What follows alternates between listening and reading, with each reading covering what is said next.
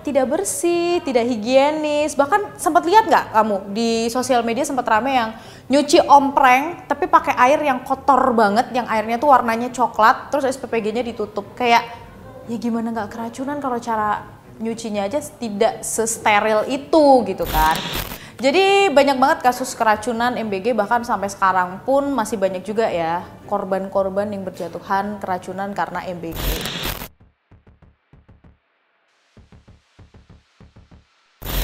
Hai, aku Pulpi, selamat datang di Telusur Kasus Uncut. Episode kali ini kita akan bahas yang masih rame, sebenarnya udah rame sih dari lama, yaitu makan bergizi gratis atau MBG.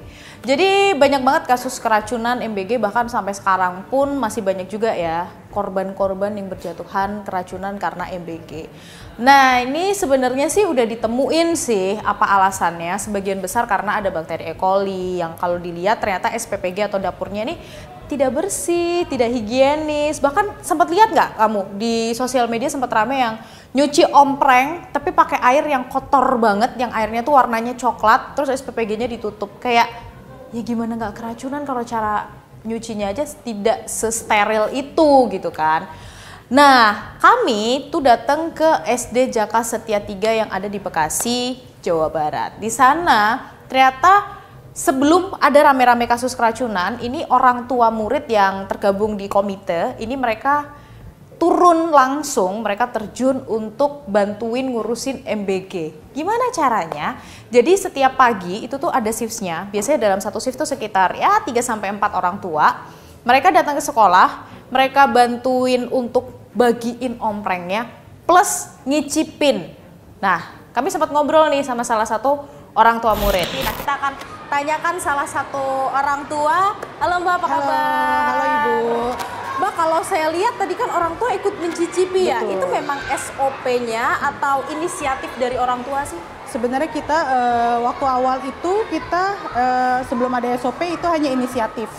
Karena memang karena kita lihat berita yang beredar kurang bagus, jadi sebelum didistribusikan, alangkah baiknya kami orang tua yang membantu program ini, kita bantu mencicipi makanan tersebut sih Bu. Sempet ada kejadian dapat makanan yang kurang layak nggak? Waktu awal program pernah beberapa kali, Apa tapi itu? kita seperti sayurannya ataupun tumisan yang kurang matang ataupun yang memang sudah berlendir ya waktu itu kita coba. Nah itu kita akan laporkan ke pihak guru supaya guru bisa melaporkan ke dapur MBG tersebut.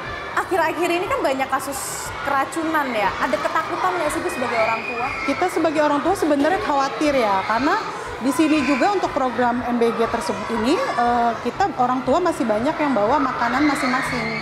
Karena mereka mungkin ada kekhawatiran seperti berita-berita yang beredar gitu ya Bu ya. Ini berarti setiap hari?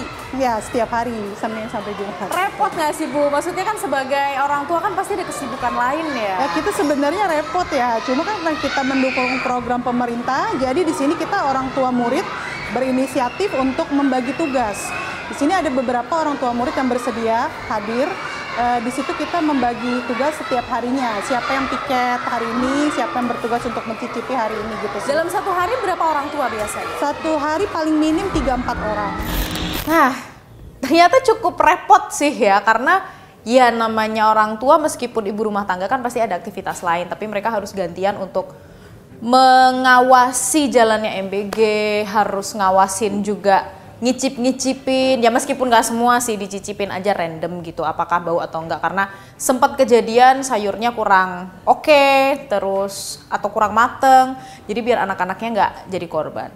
Nah setelah itu dibawa ke kelas, dibagiin. Nah kelas rendah tuh kayak kelas 1 sama 2 SD, karena masih kecil ya, itu nanti akan ada orang tua juga yang ikut nemenin, ngawasin, kayak ayo makan. Nah yang lucu kemarin itu ketika kami liputan, ini namanya anak-anak emang kadang suka jujur ya, mereka ada yang bilang, aku nggak doyan sayurnya, aku nggak mau makan sayurnya, ini nggak mateng.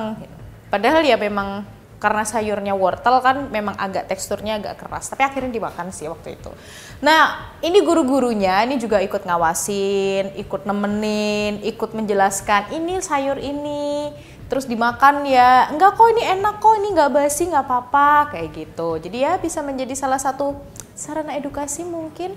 Nah, sebenarnya kami tuh pengen banget liputan ke SPPG-nya. Cuman sayangnya kemarin itu kami tidak diizinkan untuk liputan ke sana. Akhirnya ya sudah, kami nggak jadi ke sana. Alasannya apa? Ya kami nggak dikasih tahu sih. Nah, jadi ketika kami lihat sebenarnya di beberapa daerah SPPG itu ada juga yang bagus. Kalau kamu pernah lihat di Instagram, ada salah satu SPPG di daerah Jawa Tengah yang kontennya bagus banget asli. Itu konten Instagramnya bagus, Instagramable. Bahkan setiap hari dia selalu nge-share foto-foto menu yang, ih itu aku juga mau, itu enak banget itu menu-menunya. Dan kalau mungkin kalian tahu catering sehat, nah itu mirip banget sama Instagram catering sehat sih menurut aku dibanding SPPG MBG.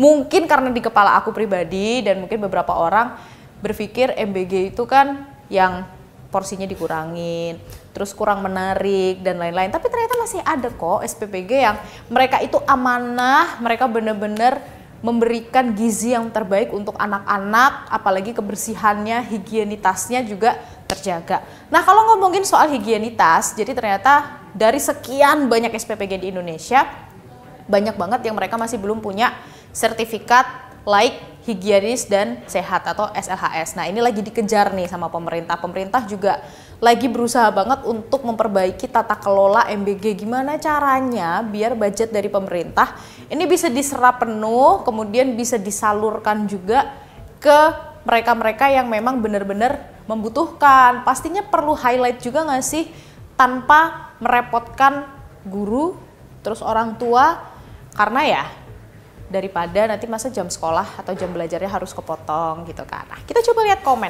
Ini karena aku ngeliat di komen di YouTube nih ada satu yang menarik nih. Nih, sebentar. Nah, gerak cepat untuk MBG. Kalau menurut saya MBG diserahkan langsung ke orang tua siswa masing-masing berupa uang. Jadi yang menentukan menu ya orang tua, berupa bekal dimakan di sekolah sesuai jadwal istirahat sekolah masing-masing, langsung difoto. Karena saya sebagai guru mengalami mengurusi MBG sangat ribet.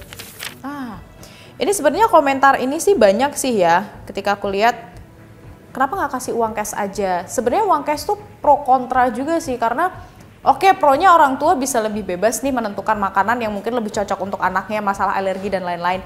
Tapi kontranya adalah tidak semua orang tua itu amanah. Takutnya malah dibeliin yang enggak, dibeliin untuk yang lain, atau beliin rokok. Itu yang buruknya, bukannya untuk gizi anaknya. Nah, jadi sebenarnya program MBG ini tuh bagus sih kalau menurut aku pribadi. Cuman ada catatannya. Gimana implementasi di lapangan ini juga harus benar-benar bertanggung jawab. Karena apa? Ya pastinya karena anak-anak kan generasi penerus bangsa, jangan sampai mereka ini untuk belajarnya waktunya berkurang karena harus lama ngantri MBG, omprengan dan lain-lain, atau mungkin jadi pada keracunan, mereka jadi tidak fokus. Pun tidak keracunan, ada banyak kasus keracunan, jadi ada ketakutan-ketakutan, akhirnya jadi susah makan, akhirnya gizinya tidak tercukupi. Nah ini sebenarnya rentetannya panjang banget. Intinya adalah ketika program yang bagus harus didukung juga dengan implementasi yang bagus dan juga bertanggung jawab di lapangan.